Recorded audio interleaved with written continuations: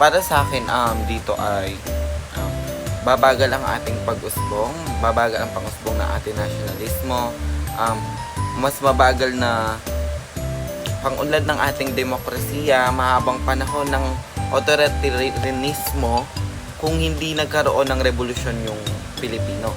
Maaring mas matagal pang may tatag ang isang demokratikong pamahalaan ng Pilipinas, mahina ang kamalayan sa mga karapatan pantao. Ang kamalayan ng mga Pilipino sa kanilang mga karapatang pangtao ay maaring mas mahina kung hindi sila nakaranas ng revolusyon. Sa kabuuan, ang pagtatag ng katipunan at ang sigaw sa pugad lawin ay mga pangyayari nagbigay sa daan ng pagkamulat ng Pilipino sa kanilang pagnanais para sa pagkakuha at pagnanais natin ng kalayaan.